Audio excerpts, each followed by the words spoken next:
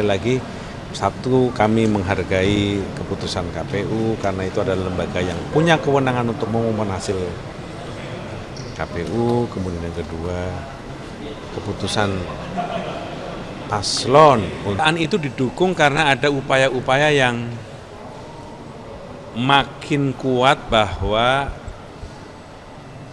misalnya pencetakan sawah baru di Merauke dan di banyak tempat mulai menunjukkan hasil yang konkret.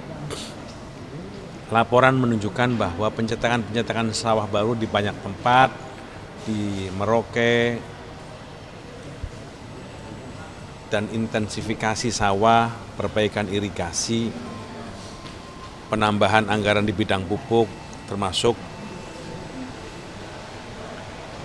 perbaikan benih, mulai menunjukkan hasil yang signifikan, sehingga kemungkinan di tahun 2025 pemerintah untuk tidak mengimpor beras seperti yang disampaikan oleh Presiden Prabowo bisa terjadi.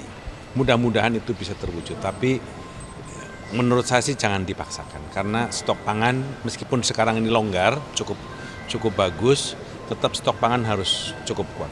Tapi waktu Pak Prabowo, ini kalau komis ini udah ada kabar juga soal apa, mungkin ada ini nggak sih Pak, ajakan juga Pak Jokowi untuk bergabung ke Gerindra?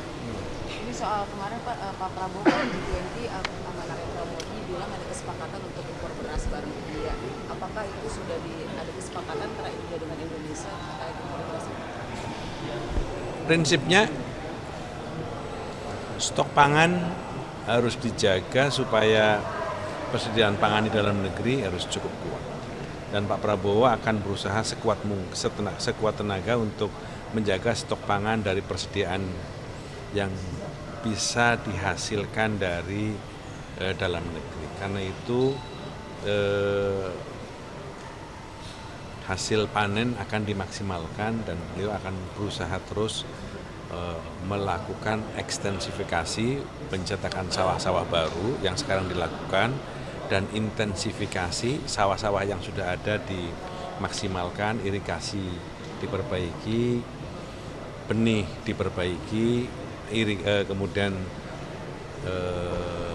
pupuk ditambah, kemampuan petani ditingkatkan dan seterusnya, sehingga kebutuhan pangan yang setiap hari bertambah, setiap tahun bertambah akibat dari pertambahan penduduk, kemampuan kita bisa ditingkatkan. Artinya impor beras itu buat cadangan aja ya Pak, untuk cadangan?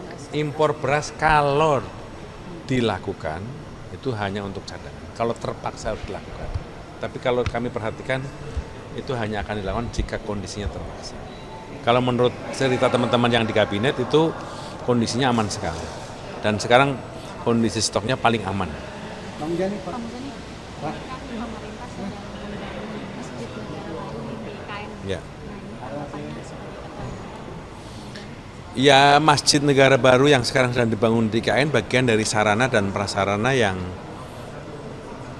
dibutuhkan di IKN, karena nanti kalau kita pindah di IKN, tempat ibadah bagian dari yang dibutuhkan, apalagi kan masjid adalah sarana yang menjadi kebanggaan. Karena itu kami berharap masjid yang sedang dibangun di IKN tidak terlalu lama untuk bisa diwujudkan dan bisa jadi, supaya ada ikon baru, kebanggaan baru di IKN selain istana. Kapan masjid IKN jadi? Kami akan cek, kami akan tanyakan. Apa? Lu mau nanya apa? Yang lu tanya? Kan Bapak sekjen. Enggak, lu semua lu nanyain siapa? Kapan Pak? Enggak, lu mau nanyain siapa? Siapa? Kapan Pak? Gerindra. Lu mau nanyain siapa? Gerindra. Oh, Gerindra. Belum. Saya udah taken. Belum turun. Alhamdulillah.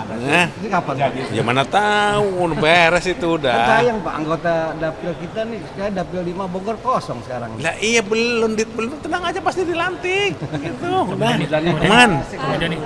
Wih. Pertama, pertemuan Pak Prabowo dengan Pak Jokowi adalah pertemuan balasan dari Pak Jokowi membalas atas kunjungan Pak Prabowo ke Solo tempo hari. Itu kan dalam tradisi silaturahmi sesuatu yang biasa. Kunjung mengunjungi, balas membalas atas silaturahmi itu biasa. Pak Jokowi merasa Pak Prabowo telah mengunjungi beliau di Solo, maka Pak Jokowi merasa juga harus membalas atas silaturahmi Pak Prabowo ke Solo, maka Pak Jokowi membalas kunjungan itu dengan Pak Jokowi mengunjungi Pak Prabowo di Jakarta. Kira-kira seperti itu. Nah, apa yang dibicarakan ya yang ringan-ringan, yang enteng-enteng. Ajakan ke partai gitu nggak ada? Ajakan ke partai Gerindra kan Pak PDIP sudah bilang kalau bukan Pak Jokowi udah bukan kadernya lagi. Nah, siapa tahu Gerindra mungkin mengajak atau gimana Pak? Secara spesifik enggak. Cuman prinsipnya kan kalau Gerindra adalah partai terbuka. Partai terbuka itu artinya kita terbuka dengan jangankan orang dengan sekaliber Pak Jokowi sebagai mantan presiden yang memiliki jasa dan ketokohan yang semua orang sudah mengakui, jika beliau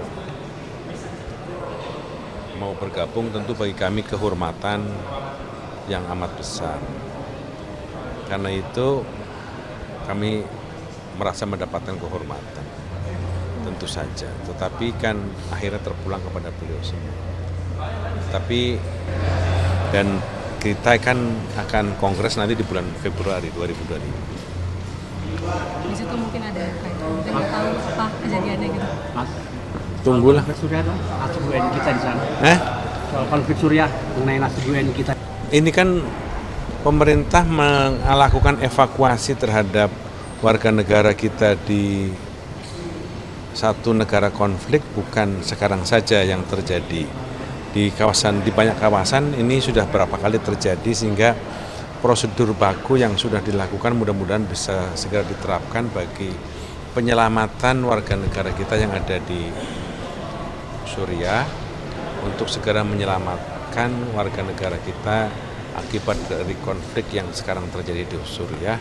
Menurut saya perlu tindakan cepat, perlu tindakan tepat supaya minimalisasi dari tindakan-tindakan yang tidak diinginkan bisa segera dilakukan. Kami merasa bahwa protokol terhadap itu pemerintah sudah melakukan dengan baik. Pak Sekjen, soal pilkada apakah ada langkah lanjutan dari Gerindra sendiri ataukah sebenarnya memberikan ucapan selamat? Ya, KPU sebagai lembaga yang berwenang untuk menyelenggarakan pilkada sudah mengumumkan dan hasilnya kita semua sudah tahu. Tentu saja kita menghormati dan menjunjung tinggi atas apa yang sudah diumumkan oleh Komisi Pemilihan Umum terhadap hasil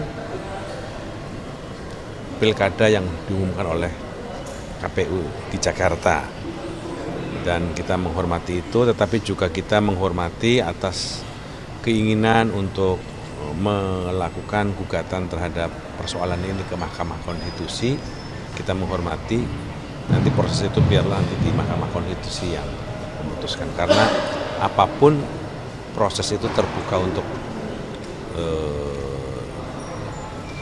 terjadi di Mahkamah Konstitusi. Kan diberi waktu 3 hari ya Pak setelah Iya, sidangnya. Nah, iya makanya. Ada jadwalnya belum Pak mungkin? Sekali lagi, satu kami menghargai keputusan KPU karena itu adalah lembaga yang punya kewenangan untuk mengumumkan hasil KPU. Kemudian yang kedua, keputusan paslon untuk mengajukan gugatan tentu saja itu menjadi kewenangan paslon dan tim untuk mengajukan gugatan itu. Silakan saja dan kita menghormati semua karena protokol untuk itu dimungkinkan.